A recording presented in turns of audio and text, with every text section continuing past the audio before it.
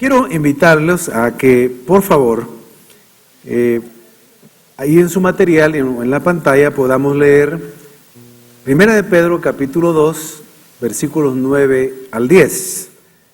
Vamos a leer la Nueva Traducción Viviente. La bendita palabra del Señor dice así: ustedes son un pueblo elegido, son sacerdotes del Rey, una nación santa, posesión exclusiva de Dios. Por esto pueden mostrar a otros la bondad de Dios, pues Él los ha llamado a salir de la oscuridad y entrar en su luz maravillosa. Amén. Padre, te damos gracias por este tiempo de la palabra. Lo recibimos con gratitud, recordando las palabras de Jesús: no solo de pan vive el hombre, sino de toda palabra que sale de la boca de Dios. Gracias por alimentarnos hoy, en el nombre de Jesús. Amén. En este pasaje hay 4 verdades que hablan acerca de la identidad de quienes somos en Cristo Jesús, los hijos de Dios, de quién es la iglesia en Cristo Jesús. Y las 4 verdades son que somos un pueblo escogido, somos sacerdotes del Rey, somos una nación santa y también una posesión exclusiva de Dios. Pueblo adquirido por Dios, dice la versión Reina Valera 60. En este mensaje vamos a predicar y a enseñar sobre las 2 primeras verdades. Somos pueblo escogido y sacerdotes del Rey. Por eso, si quieren anotarlo encima de su material, del subtítulo Valora tu identidad, pueden escribirlo por favor. El título: Somos pueblo escogido y sacerdotes del Rey. Para entender esta verdad en el Nuevo Testamento y en nuestra vida cristiana hoy, como iglesia hoy, es bueno recordar, repasar cómo es que Dios escogió al pueblo de Israel. ¿Por qué lo escogió? ¿Cómo lo escogió? ¿Para qué lo escogió? ¿Y dónde lo escogió? Ese escogimiento es muy asombroso para los que leen la Biblia. Incluso cuando uno se convierte al Señor y sigue leyendo, se da cuenta que cuando Dios escoge a un pueblo, no es precisamente por sus grandes atributos, por su gran fuerza, por su gran número de habitantes, por su inteligencia, por su civilización, su lengua o sus escritos. Antes de que Dios llamara y escogiera a Abraham, así se llamaba primero, antes de que se llamara Abraham, ya habían pueblos que conocían la Escritura. No tenían solo la tradición oral, es decir, solo hablar y enseñar oralmente, sino ya escribían. Ya tenían grandes edificios, ya tenían grandes palacios y tenían hombres sabios, serían los científicos de ahora.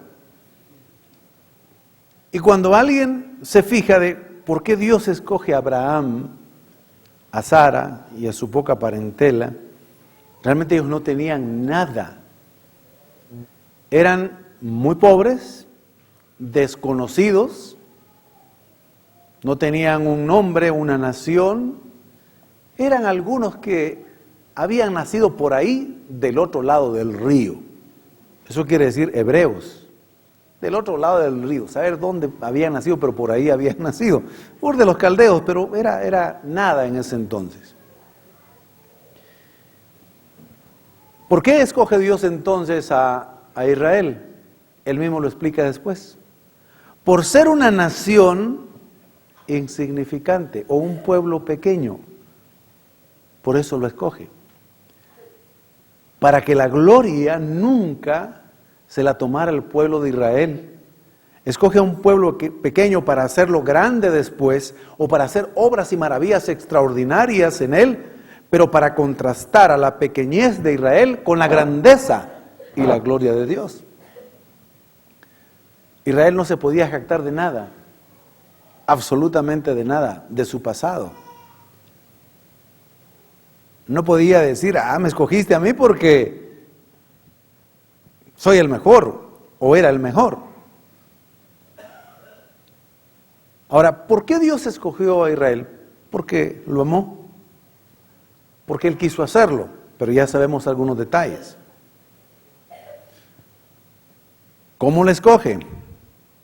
Llama a Abraham y le dice, vete de tu tierra, tu parentela, y te voy a mostrar una tierra que tú no conoces. Ahí comienza el escogimiento en este hombre llamado Abraham. ¿Dónde lo escoge? Para que fuese una nación grande. Realmente lo hace pasar por tribulación. Es un pueblo que ha conocido mucho la esclavitud. Vive la esclavitud por muchos años en Egipto. El Señor lo liberta, lo mete al desierto y lo va a llevar a una tierra que se llama Canaán. Y si bien es cierto, es verdad que Canaán, en una parte de Canaán fluía la leche y miel, realmente era un lugar pequeño. Siempre fue un lugar pequeño Canaán. Y buena parte de Canaán era, como hasta hoy, desierto. Desierto y desierto. La mayor parte de Canaán, la mayor parte de lo que rodeaba a Canaán, siempre ha sido desierto. Abundaban piedras, arena, y no tenía muchas riquezas. No tenía petróleo, no tenía suficiente oro, no tenía plata, no tenía nada. ¿Por qué Dios lo escoge en un lugar donde no hay nada? Para que cuando ellos fueran bendecidos y prosperados por Dios, la gloria no fuera de ellos, sino de Dios. Así escoge el Señor. Así lo escoge. En una ocasión escuché a un rabino que invitó a algunos pastores y que apreciaban mucho a las iglesias evangélicas y a los pastores que siempre han orado por Israel, y dijo algo que lo dijo en broma, pero diciendo alguna verdad. Yo creo, dijo él, que cuando el Señor se le apareció a Moisés y le dijo que lo iba a llevar a una tierra y le dio el nombre, no oyó bien, le dijo. Él oyó Canaán, Moisés, pero Dios le dijo, yo te llevaré a la tierra de Canadá, le dijo. Contrastando, por supuesto, la riqueza de Canadá, ¿verdad? La abundancia de Canadá. ¿Por qué Dios escoge a un Moisés? Ahora nosotros en la historia lo tenemos como dentro de los héroes de la fe. Pero ¿quién era él? Era un hombre tartamudo. Literalmente era tartamudo.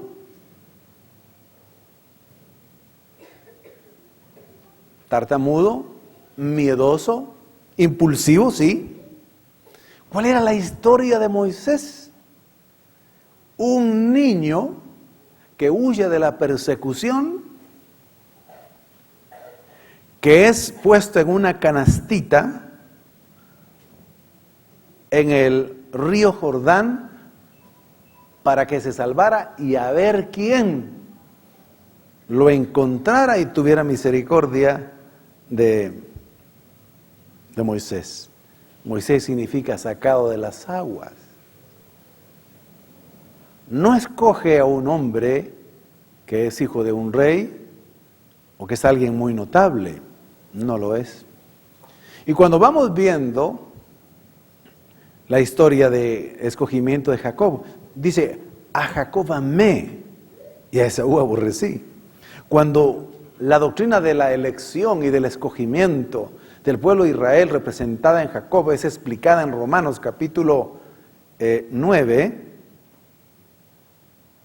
él dice, yo decidí escoger a Jacob. ¿Pero quién era Jacob? ¿Quiénes han leído en la Biblia quién era Jacob? Bueno, les invito a que puedan repasar la historia. Pero Jacob, sus credenciales no eran buenas. Eran muy malas.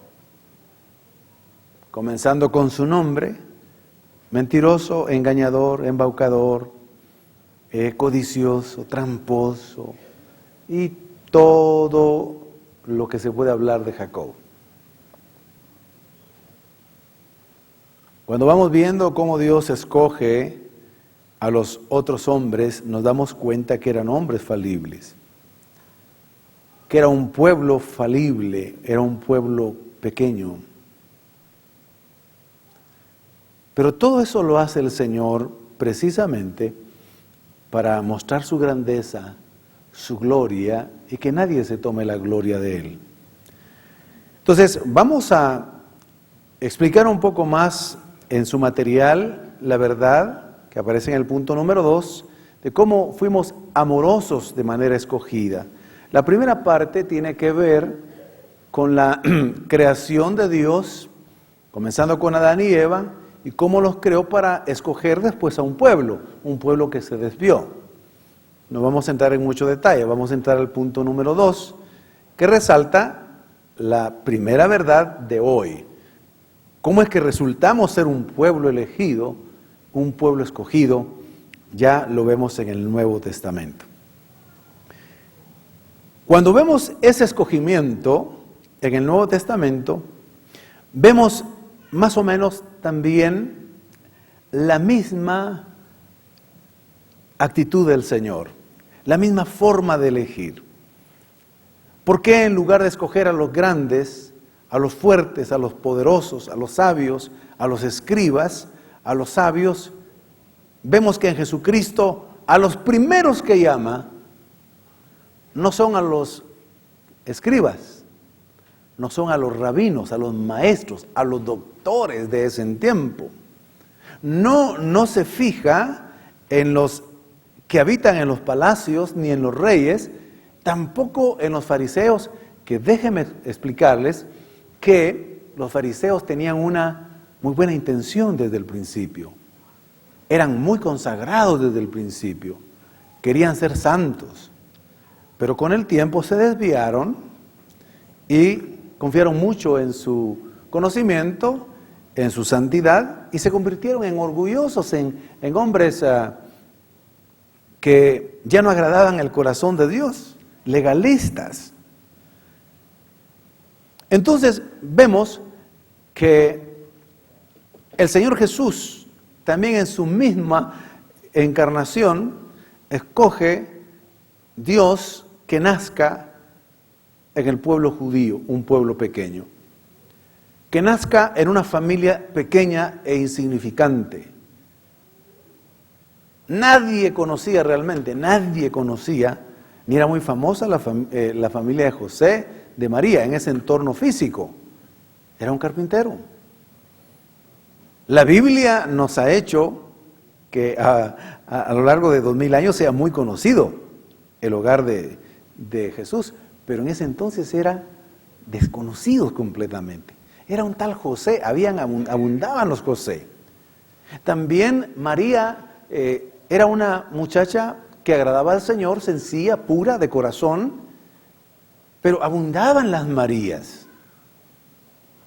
Como abundan hoy los nombres de Marías. Por cierto, un nombre muy bonito. Pero era común. Era una familia de las que no eran distinguidas, sino pasaban desapercibidas. María. Dios escoge una ciudad tan pequeña como, un pueblecito tan pequeño como Belén. Escoge que Cristo mismo nazca y crezca, mejor dicho, crezca en Nazaret. Decía Nazaret, es un pueblecito así. ¿Podrá salir algo bueno de Nazaret? Decía la gente, los que lo conocían. Ahí está la doctrina del escogimiento y de la elección, marcando los puntos en el Antiguo Testamento, en el Cristo encarnado, en los mismos discípulos y en la misma iglesia desde el principio.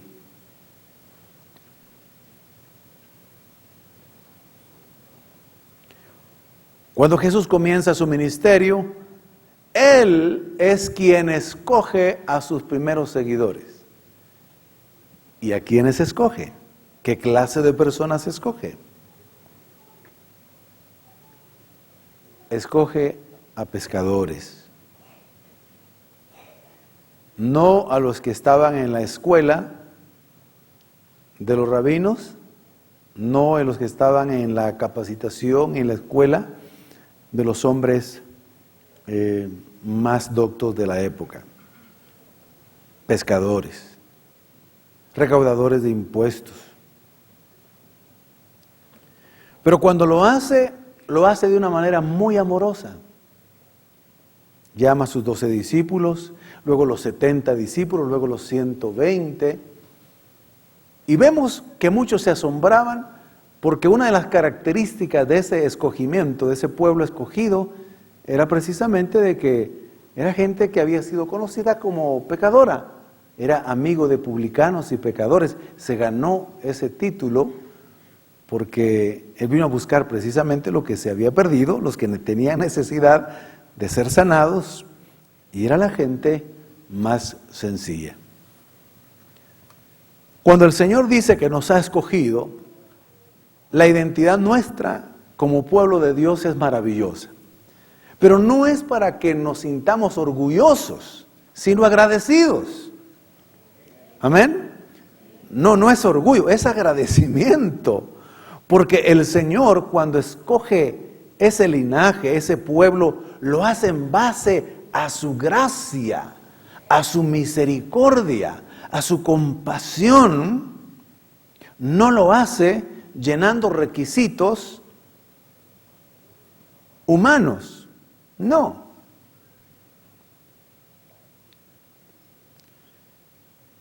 Primera de Corintios 1:27 dice, sino que lo necio del mundo escogió Dios, es decir, lo ignorante. Aquí la palabra necio significa, no habla de terquedad, de obstinación, aquí habla de ignorancia respecto de Dios, ignorancia de muchas cosas. Sino que lo ignorante del mundo escogió Dios para avergonzar a los sabios de este mundo.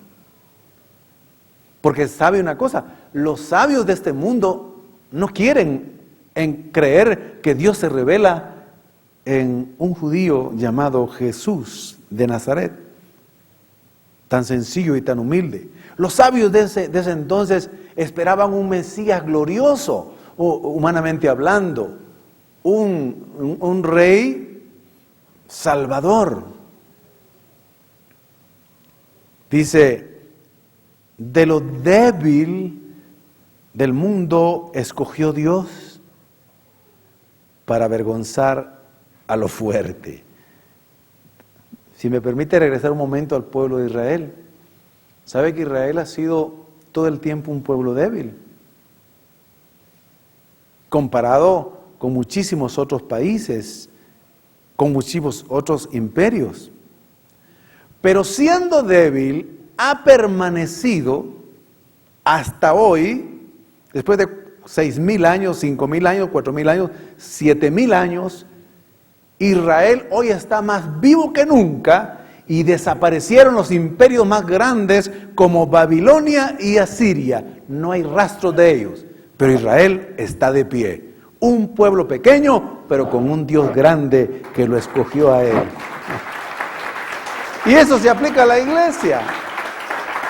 La iglesia, sí, Pablo le recuerda de dónde escoge siempre el Señor. De los que no se consideran muy sabios, de los que son débiles. La iglesia por sí misma ha sido una iglesia débil, pero con el poder del Espíritu Santo y con la gracia de Jesucristo y el amor de Dios ha sido fuerte. La iglesia ha sido perseguida y ha sido diezmada por medio de la persecución y la muerte durante los 2000 años y pico que lleva la iglesia. Ha sido una iglesia que humanamente es frágil, pero en Dios es poderosa, pero en Cristo es poderosa, y por el poder del Espíritu Santo ha vencido a todos los enemigos más grandes. No ha existido un imperio más poderoso y más grande de la antigüedad como el Imperio Romano. Fue el más grande y más poderoso en todo sentido, militarmente, en número, en extensión, en conocimiento. Pero ese imperio tan grande, por una iglesia escogida, por el Señor, por un pueblo escogido, débil, con ignorancia humana, Dios toma esa iglesia y derrumba y conquista el imperio romano, porque se convierte al Señor por una iglesia que, siendo pequeña y débil aparentemente, fue poderosa en Cristo Jesús para derrotar al imperio romano. Por eso la iglesia está viva hoy. Por eso usted y yo aquí estamos todavía. Porque el Señor nos escogió amorosamente, aunque hayamos sido escogidos. Porque no tenemos muchas cualidades, no tenemos muchas virtudes, sino para avergonzar a lo fuerte. 1 Corintios 1:28. Y lo vil, la palabra vil es muy fuerte, es lo menospreciado, es lo desechado por los hombres. Lo menospreciado escogió Dios, y lo que no es, para deshacer lo que es. Todos aquellos que todos aquellos que señalaron, cuestionaron, se burlaron de la iglesia y lo harán hasta que Cristo venga, un día enfrentarán la realidad del juicio, y el Señor Jesucristo presentará a su iglesia sin mancha y sin arruga, la presentará, y muchos se lamentarán, y muchos llorarán, y muchos se asombrarán, y dirán: tenían razón, ellos tenían la razón, y nosotros los consideramos ingenuos, pobrecitos los evangélicos, pero ellos son la iglesia del Señor. El Señor nos escogió desde antes de la fundación del mundo. Eso es parte de su gracia. ¿Sabe por qué lo hizo antes, desde la fundación del mundo? Para que no nos jactemos. Esa es otra razón. Efesios 1:4. Según nos escogió en Él antes de la fundación del mundo, para que fuésemos santos y sin mancha delante de Él. En Cristo, ese escogimiento amoroso nos ha hecho aceptables. Tito 3:6-7. Gracias a Jesucristo, nuestro Salvador, Dios nos dio el Espíritu Santo. Por su gran amor, escogimiento amoroso, Dios nos aceptó y nos dio la seguridad de que tendremos la vida eterna tan esperada. Somos un pueblo escogido. Seamos agradecidos. Amén. Seamos eternamente agradecidos.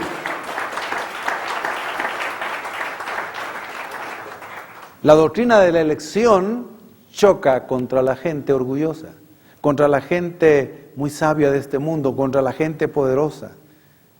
No les gusta la doctrina de la elección. Ah, sí, ¿por qué lo escogí a usted y no a mí, según usted? A Jacob amé y a Esaú aborrecí. Nosotros sabemos algunos detalles más. Pues me escogió porque sin duda no tenía nada de qué jactarme ni de qué gloriarme. Es lo que enseña la palabra. Veamos la segunda verdad, aunque está en el literal número 3, en el número 3, que tiene que ver con la otra verdad. Somos sacerdotes del Rey. Y en ese sentido somos plenamente capacitados para la labor más bella, importante que se le concede a un ser humano. Mire, si entendemos un poquito mejor qué era lo que hacía el sacerdote en el Antiguo Testamento y cuál era su privilegio, lo vamos a entender mejor aún ahora como sacerdotes del Rey.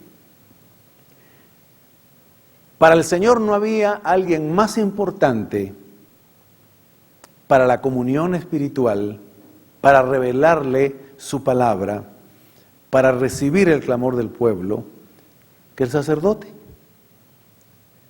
El sacerdote era el único que tenía acceso a Dios, que podía entrar en comunión con Él en el lugar santo, y el sumo sacerdote en el lugar santísimo.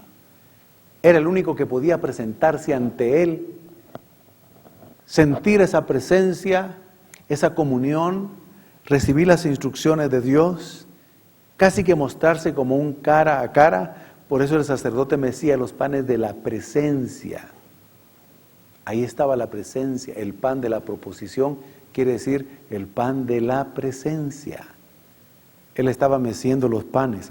Ese pan simbolizaba que el sacerdote se alimentaba de la presencia de Dios. Los otros no.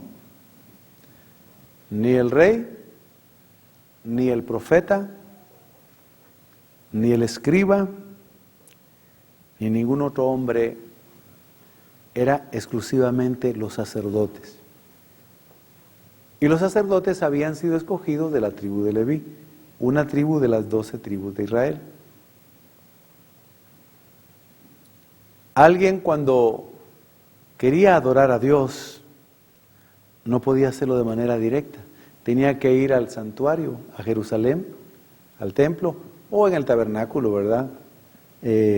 Al principio, en el santuario, y tenía que hacerlo a través del sacerdote.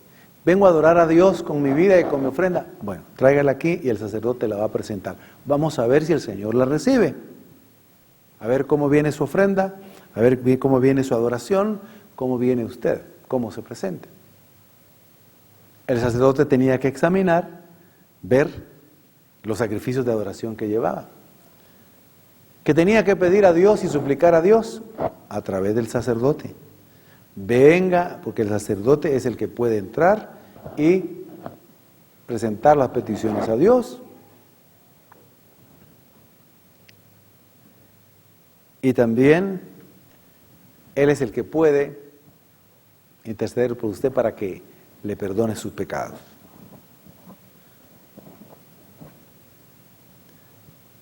Entonces, nadie podía adorar, nadie podría invocar el nombre del Señor o interceder o suplicar, sino a través del sacerdote.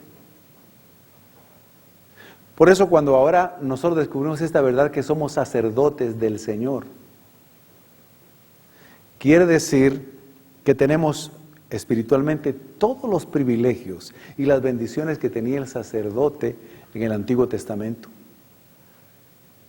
Cuando usted viene al culto de acción de gracias y usted viene a cantarle al Señor, en el Antiguo Testamento, si usted no era sacerdote, no se lo recibía.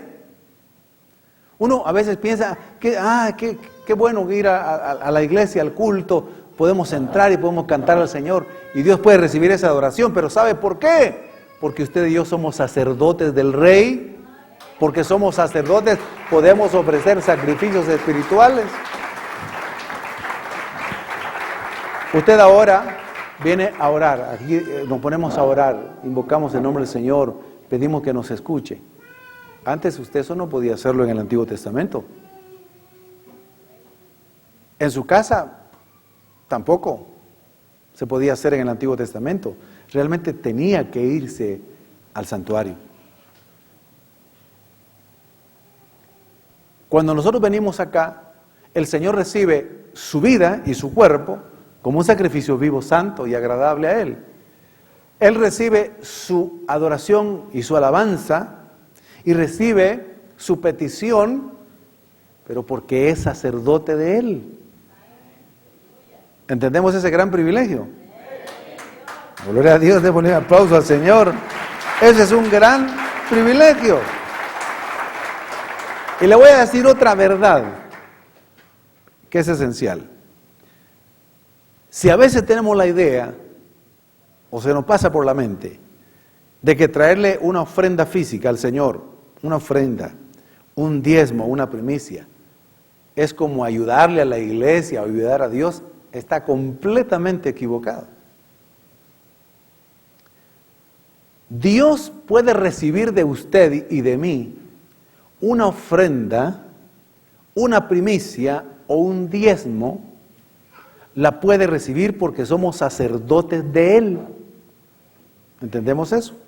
Si no fuéramos sacerdotes, oiga bien, el que no ha nacido de nuevo, el que no es creyente y por lo tanto no es sacerdote del Señor, él puede dar una ofrenda a la iglesia, pero el Señor no la recibe como ofrenda.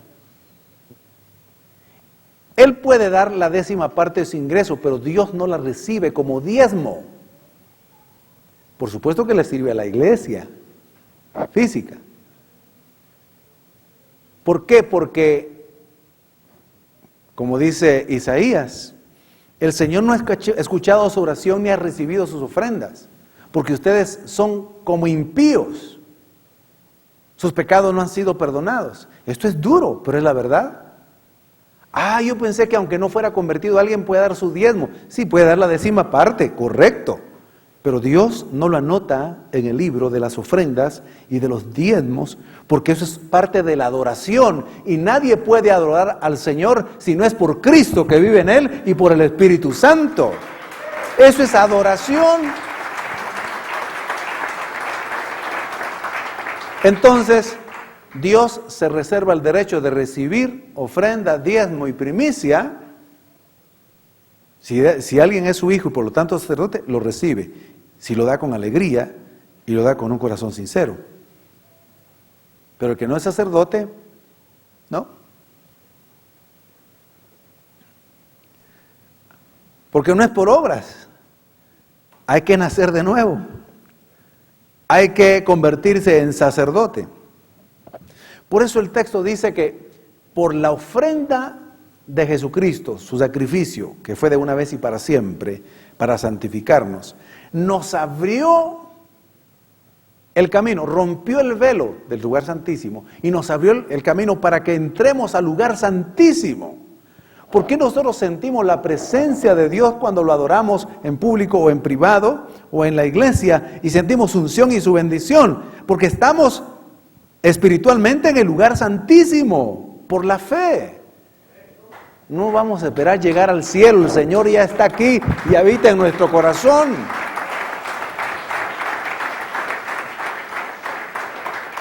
Uno entiende mejor eso cuando lee la carta a los Hebreos. Ya tenemos acceso libre al lugar santísimo. Y lo podemos tener en el momento que en el nombre de Jesús oramos y adoramos al Señor. Ahí está el sacerdote, sacerdotisa. Ahí estamos. En la misma presencia de Dios. Es un detalle que se ve también en la visión que tiene Juan en Apocalipsis cuando dice, y en el instante estuve en la presencia de Dios. El creyente puede estar en el instante en la presencia del Señor, está abierto, pero porque somos sacerdotes y tenemos un sumo sacerdote que nos abrió el velo. Así que como sacerdotes el Señor nos capacita para ofrecer sacrificios espirituales. Pero leamos primero 2 Corintios 3, 5, 6, de cómo Él nos hizo ministros y sacerdotes competentes. Éramos incompetentes, pero en Cristo somos competentes para servirle al Señor. No es que nos consideremos competentes en nosotros mismos. Nuestra capacidad viene de Dios. Él nos ha capacitado para ser servidores de un nuevo pacto. El nuevo pacto, usted y yo somos los sacerdotes. En el viejo pacto eran los levitas nada más.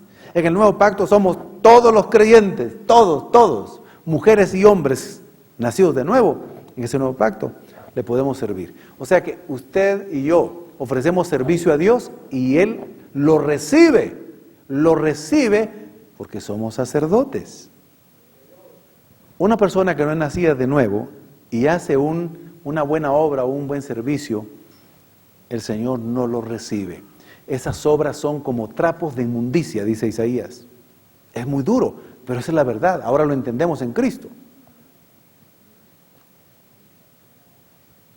Teológicamente se le ha llamado bienes relativos. Cuando una persona que no ha nacido de nuevo y no es sacerdote del Señor, hace una donación, hace un bien, ayuda a los pobres y que está bien, eso es muy bueno y hay que hacerlo. Pero eso no le cuenta para la salvación ni para los galardones en el cielo. Porque, en primer lugar, no ha sido lavado por la sangre de Cristo, está en sus pecados. Sus obras, el Señor no las toma como obras preparadas de antemano para los que han nacido de nuevo, obras santificadas. Las toma como obras contaminadas, que al final resultan en abominación. Porque la intención del corazón no es la gratitud y el amor por la salvación en Cristo, sino por acallar su conciencia, por tener un buen nombre, por quedar bien. Por eso es que teológicamente se le llama a esas obras bienes relativos. Relativos porque es un bien, pero ¿cuál es la intención del corazón? Muchas fundaciones existen en el mundo para hacer el bien, pero casi todas, por lo que hemos leído, eso no lo digo yo, y hay documentos, casi todas lo hacen para evadir impuestos también. ¿Oyeron bien? No todas, pero muchas de las fundaciones que ayudan aquí, ayudan allá, lo hacen más para evadir impuestos. Entonces resulta en un bien relativo y no una obra que ofrece un sacerdote. En cambio, si usted, aunque dé un vaso con agua por ser sacerdote, ese vaso con agua tendrá recompensa allá en el cielo, si lo hace en el nombre de Jesucristo. Si usted ayuda con 10 quetzales, si usted hace una buena obra, es un servicio como sacerdote y lo recibe el Señor. Por eso le dijo Jesús a sus discípulos, en el reino, el que es sacerdote, interpretando el texto, el que da un vaso de agua en mi nombre, no perderá recompensa. Aunque otro pueda dar miles y millones, si no es sacerdote ni es hijo de Dios, no le sirve. El Señor nos capacita para que nos presentemos o hagamos sacrificios espirituales. Primera de Pedro 2:5. Vosotros también, como piedras vivas, sed edificados como casa espiritual y sacerdocio santo, para ofrecer sacrificios espirituales aceptables a Dios por medio de Jesucristo. Sacrificios espirituales, la oración, la adoración, la alabanza, la intercesión, el cántico nuevo, los dones, todo eso resulta en los sacrificios espirituales aceptables.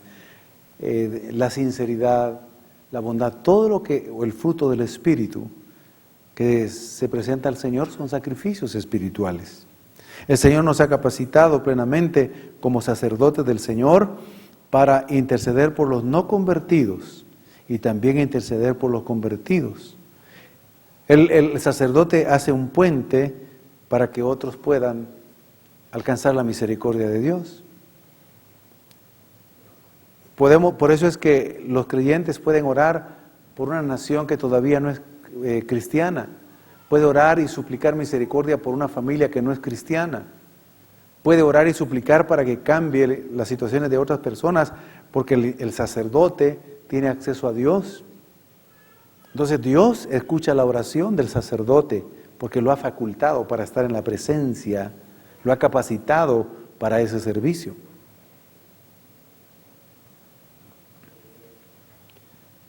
¿Verdad que es maravilloso que en Cristo Jesús seamos sacerdotes? Es maravilloso, es extraordinario.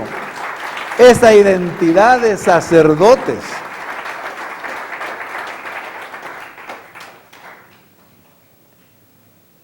En muchas religiones todavía hay sacerdotes paganos, en muchas religiones. En la religión tradicional todavía hay algunos que son sacerdotes, así se llama, y se visten de manera diferente y solo ellos tienen el privilegio de ciertas cosas. Eso es una falsa enseñanza, eso es un engaño, eso es mentira, eso no es bíblico. Cuando se comparte la cena del Señor, los sacerdotes de la religión tradicional sí dan, digamos que el pan, tiene otro nombre, usted sabe cuál es, ¿verdad? Pero el vino no lo comparten. Eso solo el sacerdote se lo toma.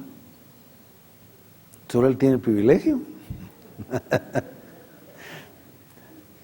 Van a decir que soy un poco sarcástico, ¿verdad? Perdón, pero cuando tenemos aquí la cena del Señor, todos los que estamos aquí participamos del pan y del vino, porque todos somos sacerdotes del Señor, sacerdotisas del Señor. Tenemos acceso a Dios, podemos comer del pan y beber de la copa, todos. De la presencia de Dios tenemos comunión con la sangre de Cristo y con el cuerpo de Cristo. El Señor nos ha capacitado como sacerdotes para que podamos bendecirlo y dar sacrificios de alabanza a Dios. Leamos lo que dice Hebreos 13:15.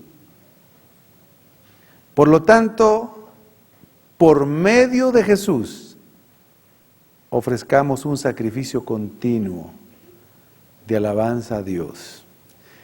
El sacrificio continuo, en el Antiguo Testamento había un sacrificio que se le llamaba el continuo. El sacrificio continuo. En la mañana y en la tarde, en la mañana y en la tarde, durante todos los días del año y todos los años, el Señor había establecido el continuo, el sacrificio continuo. Y solo lo podían ofrecer los sacerdotes. El de la tarde, el sacerdote que estaba de turno. En la mañana, el sacerdote que estaba de turno. El continuo, todos los días, mañana y tarde los sacrificios.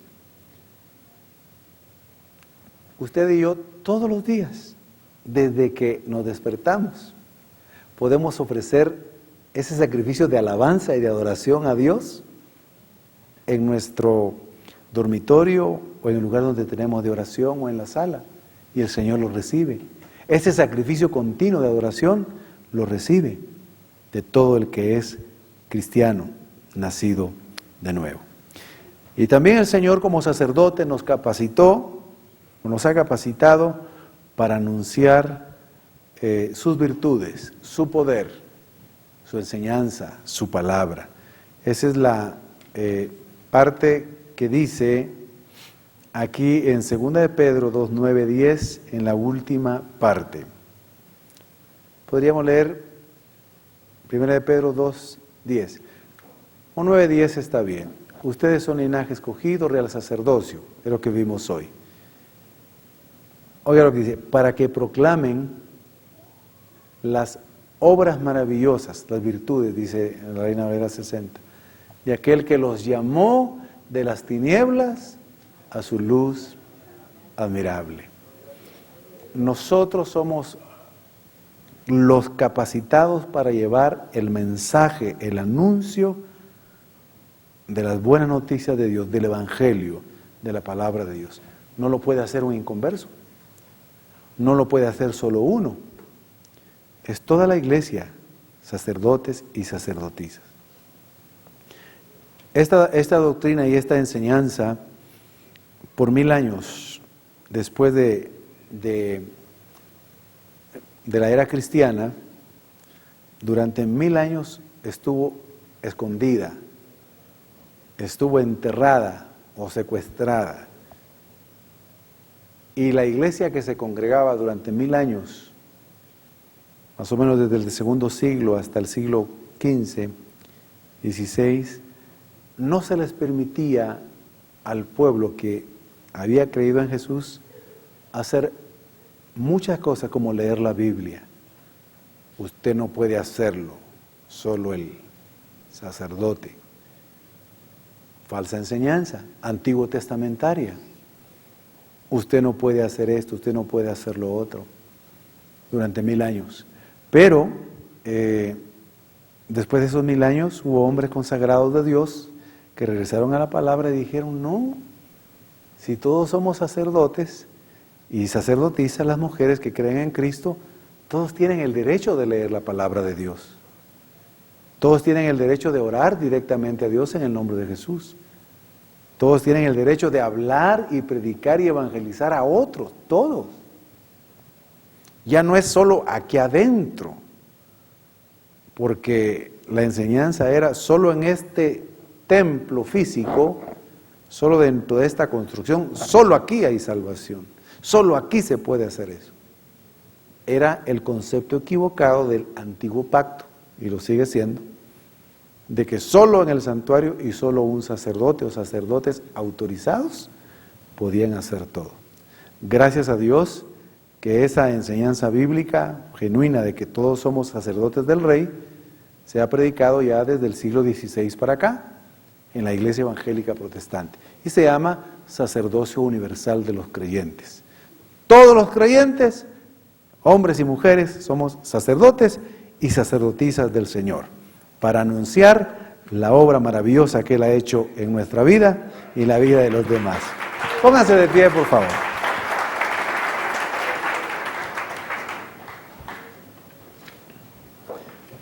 Vamos a orar y vamos a agradecerle al Señor. Gracias, Padre. El hecho de que a veces digamos que levantemos nuestras manos al Señor es porque también somos sacerdotes y podemos en señal de adoración y de alabanza levantar las manos y adorarlo. Antes solo el sacerdote las levantaba y mecía. Hoy usted y yo podemos adorar al Señor, levantar nuestras manos y adorarlo. Oremos un momentito y acercámosle al Señor con nuestras manos levantadas para el que puede hacerlo. Padre, gracias. Levantamos nuestras manos en señal de gratitud y en señal de adoración. Tu palabra dice que levantemos manos santas en todo lugar donde se invoca tu santo nombre. Ese es un sacrificio espiritual. Levantamos nuestras manos para exaltarte, para glorificarte, para decirte gracias por los dones recibidos, gracias por la salvación tan grande que hemos recibido, gracias por todo. Gracias, oh Dios. Recibe nuestra vida como un sacrificio vivo, santo y agradable. Recibe, Señor, nuestro cuerpo, nuestras manos, como un sacrificio que hacemos para ti de adoración.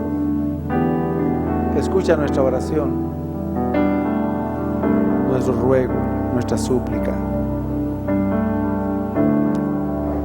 También levantamos nuestras manos en señal de que te necesitamos, que recibimos tu amor, tu paz, tu gozo y tu alegría. Agradézcale al Señor un momentito más. Padre, gracias por recibir la adoración y la alabanza y nuestras manos levantadas hacia ti. Pero también recibimos tus bendiciones, tus provisiones, tu paz, tu gozo, tu alegría, tu poder sobre nuestras vidas y la vida de nuestros seres queridos y nuestras familias. Gracias, Padre, por hacernos un pueblo escogido y por hacernos sacerdotes de tu reino. Te amamos y gracias por amarnos primero. Si hay alguien que por primera vez quiere aceptar a Cristo en su corazón, ahí donde está, si hace una oración de fe, es suficiente para que pueda ser salvo.